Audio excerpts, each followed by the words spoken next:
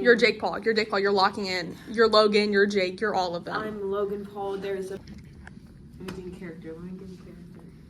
I can't do this. Welcome back to another episode of Roar-Tuah, where we collect samples from the past and roar to them. Today, I have 2 samples from the mid-20th century. Let's get into it.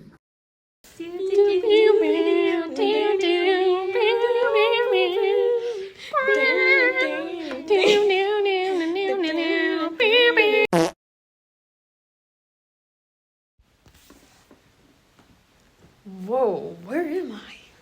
Where do you think you are? Well, I was in New York. This is not New York. Really? Shh, quiet. The guards might come and get you. What guards?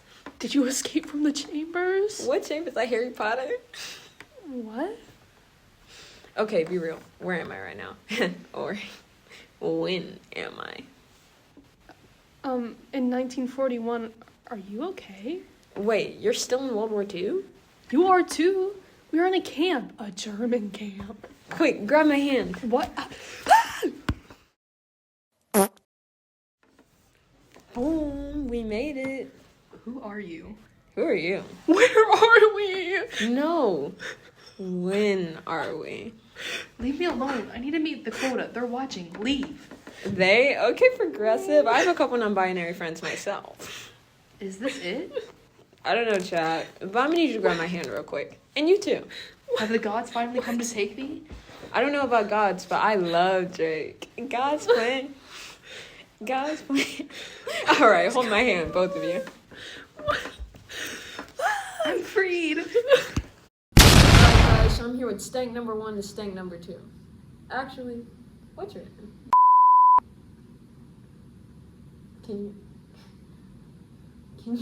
Can you say that again? You're not in, Frank? Who's that? Cut the cameras. Alrighty, guys, so stank number 1 is Anne Frank. Now let's get to stank number 2. What's your name? Can you say that again? Stank number 2 is Nancy Lou. Now, time for the tea. I've been so thirsty. Oh, it's not that tea. You know, like, what's the tea? I haven't consumed anything in 3 days. For 3 weeks. Tell me about yourself. Either one, Nancy. Okay. Nancy. I was born in China before the Great Evil took over. What's the great evil? Oh, okay, well, what about your childhood? I was forced to join an army, a child army. Child army? What were y'all, like, spy kids? No, I am not a spy. I would never be a spy. I don't do anything spy related. I stand with Mal. Do not call me a spy. Let's move on. Anne, how about you? Oh, I was in a camp. Oh, period. I loved camps when I was younger. I always used to go to summer camp. Oh, I didn't know camps were restricted to seasons. My camp is the source of my suffering.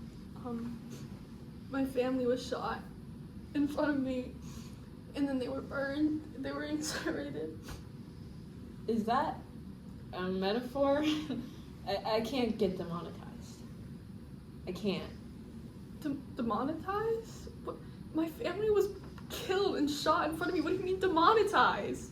Is it the Nazis? No. Wait, the Nazis don't even exist anymore. They don't? No, I mean, well, we have the neo-Nazis, but they're totally different. They're global, and they're more inclusive. Anyone can be a neo-Nazi. Alrighty, guys. Anne is actually crashing out right now, so we're having security deal with her. But maybe that'll give her a sense of home. Am I right? No? Nothing? Tough crowd. Well, anyways, Nancy, tell me about your family. My family's well off. We lived in a small town outside of Beijing, China. And, before it happened. What's...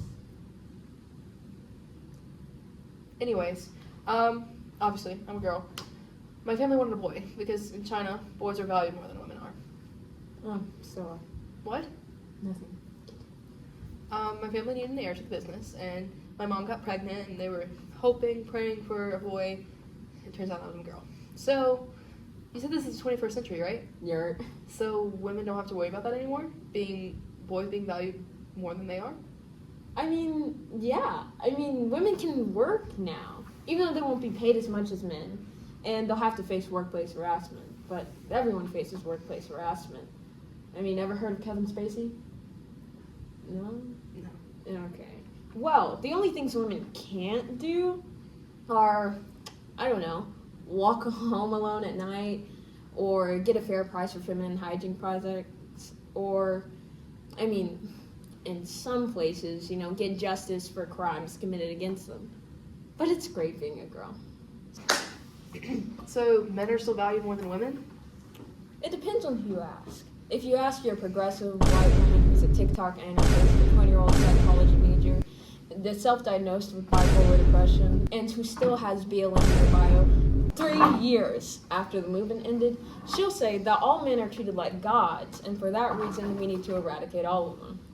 And if you ask the 300-pound, 30-year-old incel who lives in his parents' basement and enjoys spending his time rotting away watching anime and cinematic classics like The Godfather or Casablanca or Gone with the Wind, and who, when he's not spending his time spilling all of his life's problems onto 4chan, enjoys flashing unsuspecting Omegle users, he'll say the complete opposite. He'll say that men are the ones being tortured by women in this world. He'll say that women have all the value and men have lost everything.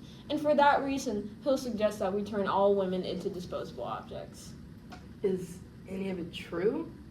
To an extent. But the truth is, all of us are meaningless. Men, women, and everything else. We're all useless in the grand scheme of things.